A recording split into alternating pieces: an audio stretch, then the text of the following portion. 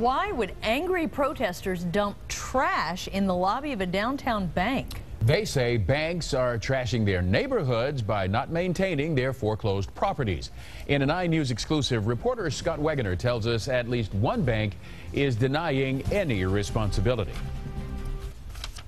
We're sick and tired of this. 1411 Ryland Avenue in Bond Hill isn't a pretty sight. I think of rodents, I think of disease.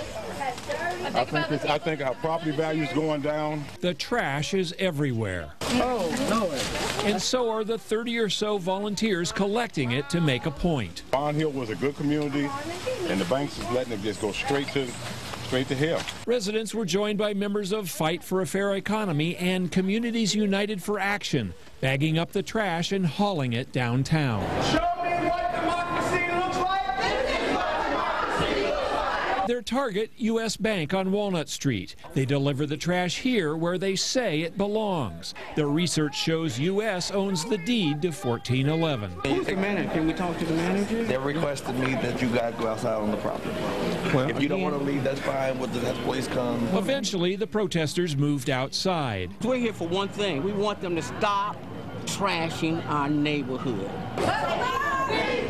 When the police arrived on horseback, the chants changed. Police need a raid! Police need a raid! The protesters were allowed to stay on the sidewalk. William Salt was drawn to the commotion with his own nightmare. His next-door neighbor was foreclosed. And now crackheads took over it. They come in and smoke crack all hours of the night. Meanwhile, Roger Davis was not having much success talking with a manager. It's awful that they don't give our community the attention, just like it was awful that they didn't pay any true attention to us. U.S. Bank did respond to my calls and denied the property on Ryland belonged to them.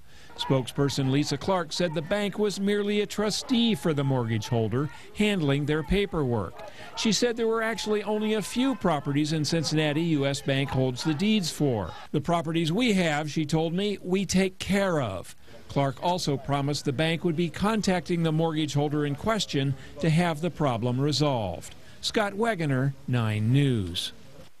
Neighborhood activists propose city leaders look at laws that will change, or rather charge banks a fee when they foreclose on homes. They say the money would help offset the costs of increased crime and lower property values.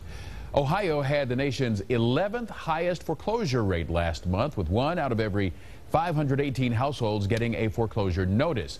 Nationwide, the number of U.S. homes that got an initial default notice, that's the first step in the foreclosure process, jumped 33% in August from July. That's the biggest monthly increase in 4 years.